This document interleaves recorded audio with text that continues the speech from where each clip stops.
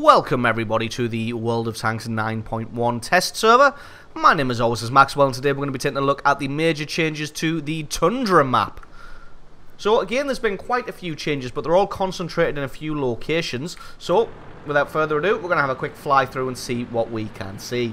Most of the changes have occurred on the far left hand flank of this map. That used to be a kind of an open, very open, hilly, watery zone where nobody really went. Either a lot of your team would go that way and you'd get stuck in a protracted battle, or you'd get one tank trying to hold off against the army of the enemy force here.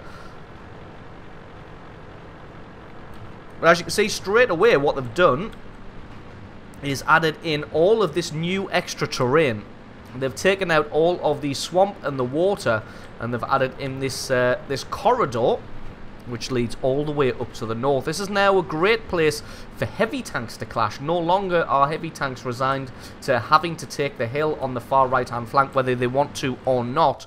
They can now use this location here to battle it out amongst themselves. You see there's great peekaboo cover with that rock there, this area of the ridge here, and this rock here.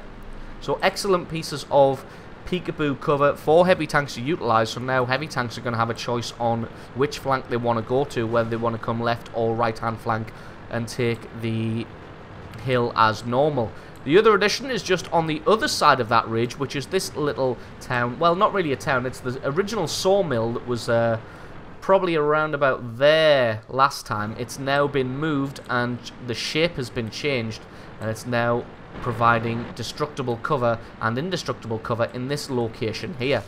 So as you can see, it's going to be a great point of contention for everybody to fight over right about here, as this offers a great elevated position from here. An enemy team, well, a team spawning in the north, if they can take this town first, it's going to give them a great advantage, and vice versa. If the town in the south can take this first, then they get a great advantage firing onto the enemy team. But like I said, a good mixture of indestructible and destructible buildings. We're going to make this one very, very well fought over. So no longer are we going to get pretty much nothing but the fighting in the centre of the map and in on that ridge to the far right hand side. There's going to be a lot more choices now. Just going to have a quick fly around and drive through the river a little bit. As you can see, the river is still here. So not to fret if you did enjoy fighting at this location here. One major thing you may notice as we approach it here is in the A12 and the B12 section. That is no longer a massive hill anymore. It's been totally flattened out. As you can see, there's plenty of undulations in the terrain here, so no more are we going to get nothing but tank destroyers camping up on this giant hill and raining fire down on anybody who wants to try and attack the cap circle. As you can see, they don't really get that much of a lofted position. All this is really going to be is a hiding place for artillery and somewhere for the northern team to fall back to if they are getting hammered pretty badly. But as you can see from here, you can't really see the cap circle at all. So there's nothing really to do in this location. All, like I said, it's going to be used for is camping spot for the artillery and for the northern team to fall back to if they are getting pressured really, really heavily. Obviously, changes in the shape of the terrain there offer great cover from the ridge on the far right hand side of the map, which we're going to go and take a look at now. Bits in the centre here remain largely unchanged. This and the specific shapes of the terrain have changed. As you can see, this has changed slightly. Sometimes some tanks would take to this little ridge here.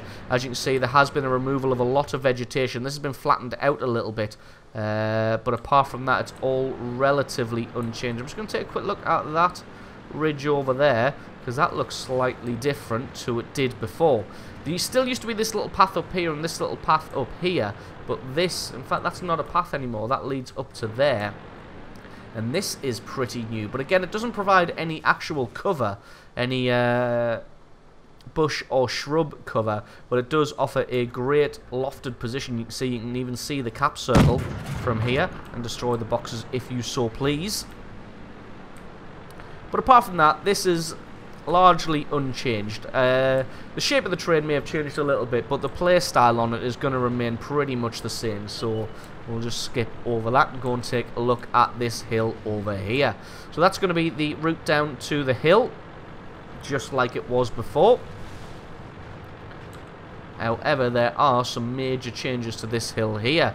You can see the shape of it has changed a lot, and there isn't as much brush cover, although there is still some.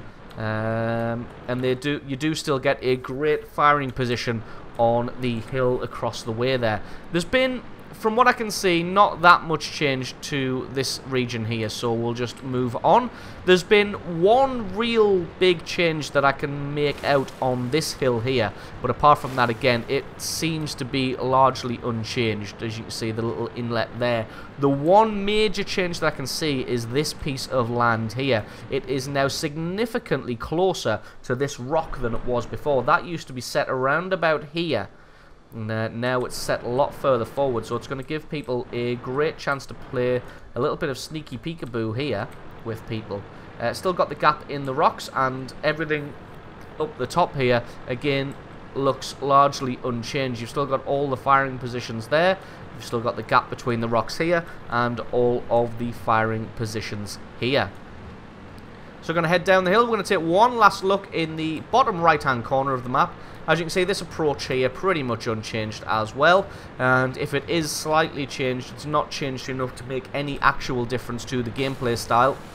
The only thing I would say is this ridge up here does look a little bit different, but again, you're still going to get the same tank destroyers that you had camping before camping up here. The only difference is they're not going to have as much cover from bushes and shrubs as they would have had before. As you can see, it's pretty sparse up here. In fact, this location here is probably only going to be used as artillery now, and because it doesn't really give you a very good position to fire at the enemy team. So that's going to be it for my look at the Tundra map changes.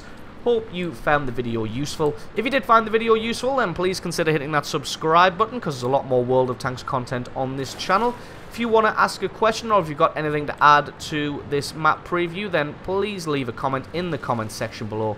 And if it's a question, I'll do my best to answer. If you want to add something to the preview, then that is fantastic. So leave me a like as well. I have been Maxwell. This has been the Tundra in the 9.1 update, and I will catch you guys next time.